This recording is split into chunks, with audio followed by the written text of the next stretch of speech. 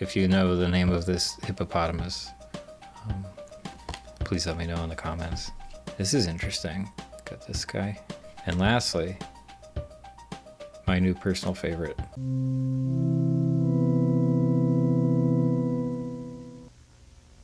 Welcome. This is a channel where I make fun of marketing because I feel like it. If you hadn't already guessed, I'm going to talk about impulse buying today. And while my last video was very research heavy, maybe to its own detriment, this is going to be much more personal. Here I am in the room. It's almost midnight. It's nice and calm. Just want to have a chat with you. And to be honest, part of me is just screaming right now internally, just saying like, no, we don't talk about personal finances in public in any way, shape, or form. But for one, I am not going to be getting into nitty-gritty details here. And for two, I think part of the broader impulse buying problem is that it's very easy to feel bad about doing it and just stay quiet, to just keep that to yourself. And it is a problem. I wouldn't say that impulse buying has put me in the poorhouse. I think I'm doing all right. I've survived, but it's definitely not helpful. And I rarely, if ever, see any discussion on the role of marketing in all of this. Here you go. Here on the screen is a breakdown of what this video will be. Skip around it will, but as usual, the video is going to make the most sense if you watch it the whole way through.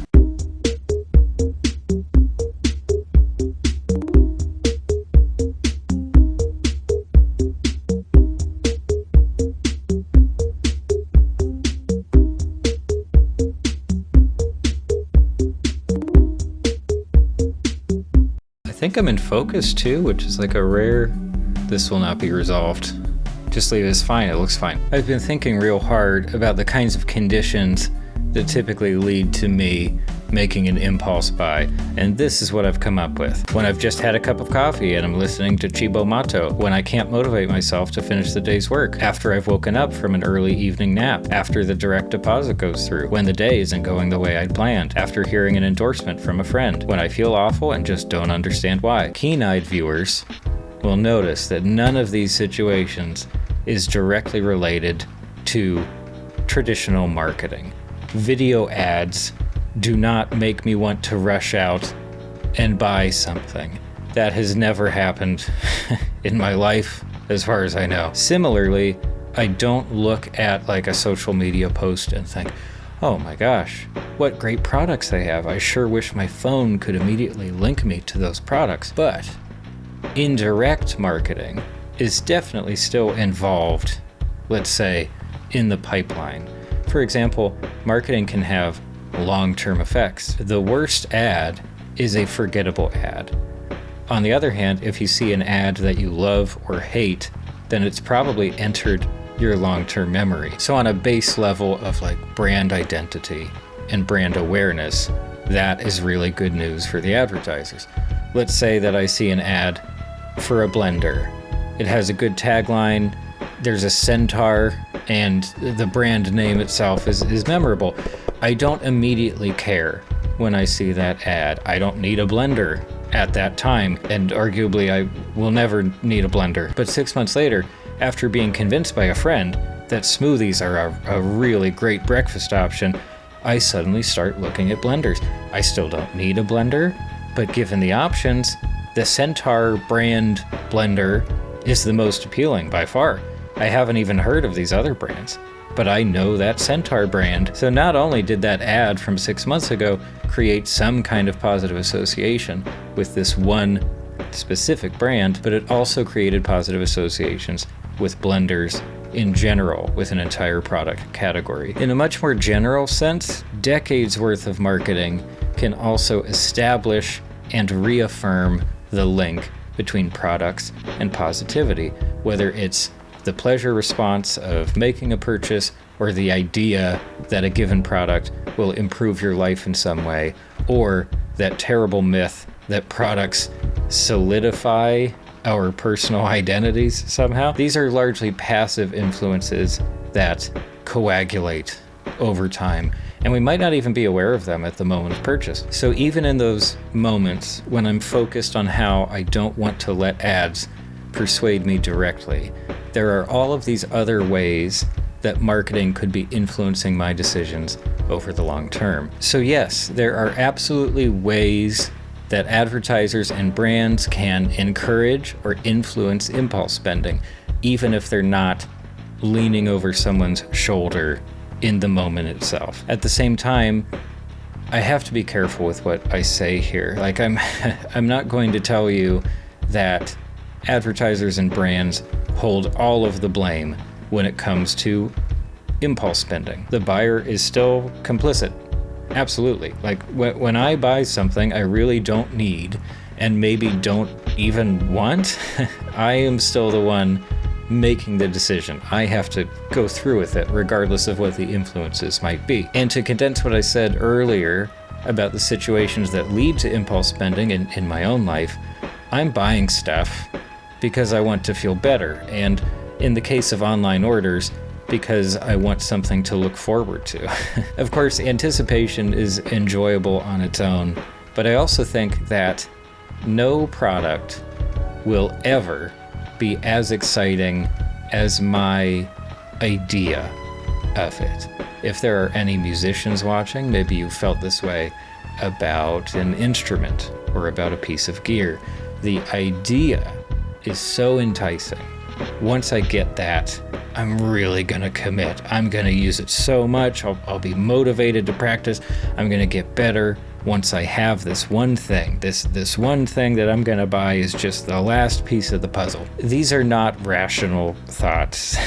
These are the enabling rationalizations of someone who just wants to buy something and enjoy the incredibly temporary pleasure of going through with it.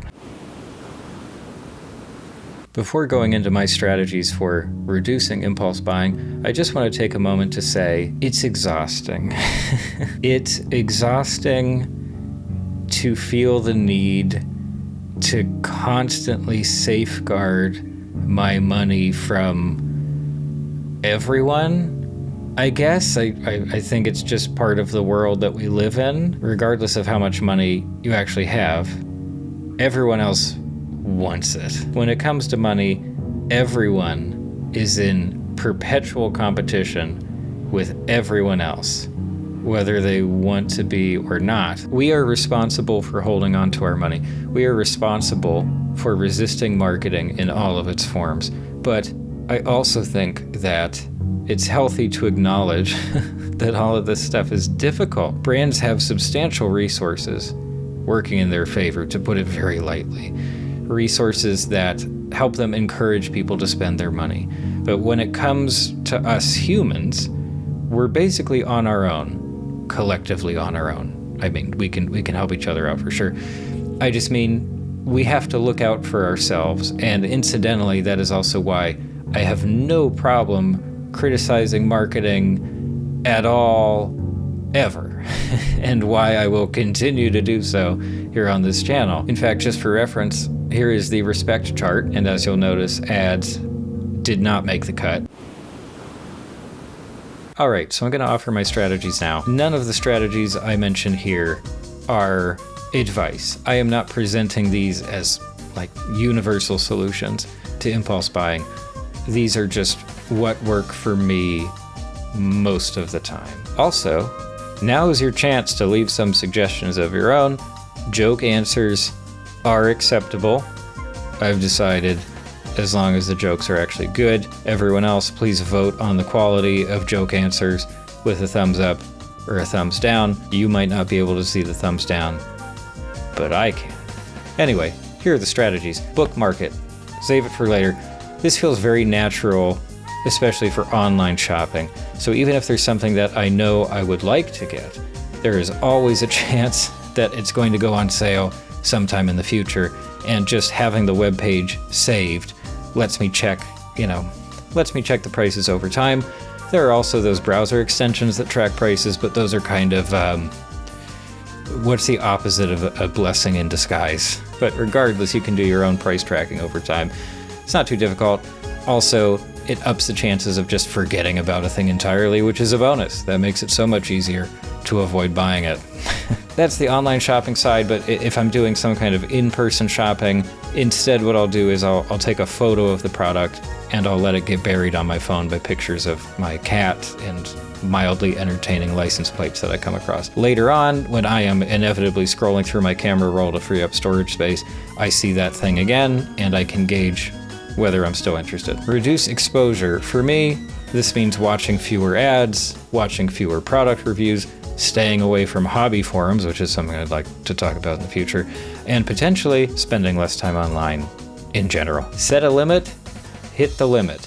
Another way of putting this would be make a budget, which isn't exactly revolutionary, but rather than just being a maximum for my nonsense spending, I also like to think of it as a minimum. So if it's the end of the month and I haven't spent anything on just random entertainment, I make a point to hit the limit. I find something nice and I pick it up.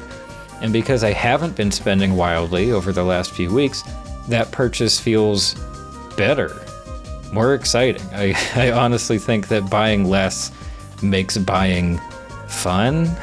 It's something about that just makes me think of like an abstinence campaign, which is not what I was going for. Consider the alternatives. I guess one of the good things about being an avid consumer is that there's always more than one thing that you're thinking about buying, which means that you can pit those things against each other.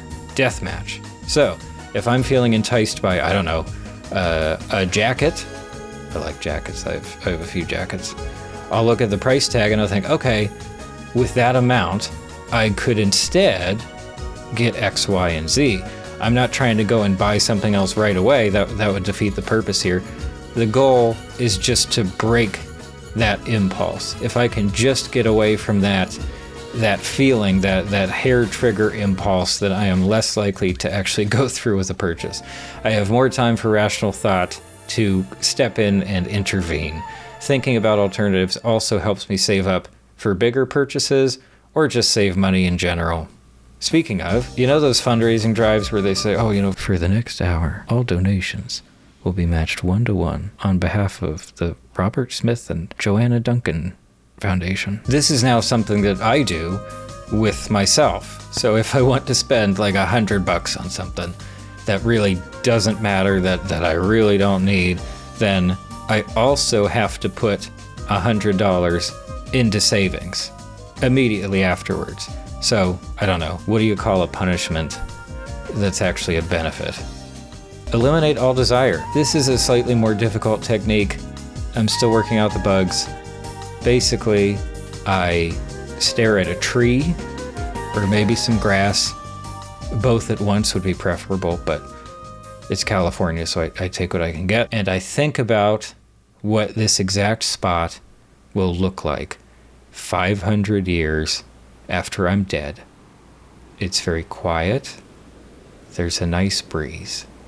In my mind, the distant future just always has a gentle breeze going. It's really pleasant. There's a woolly mammoth there. They came back. It's great. It's starting to rain. The tree offers shelter.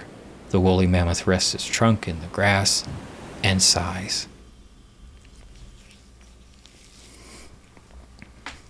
And after that, for about 10 minutes, I don't feel like buying anything at all. Thanks for visiting. I hope you liked the video. There is another video coming, but after seeing all these big YouTubers quit due to burnout, I've been trying to pace myself a bit more. Anyway, enjoy your day. Please take it easy.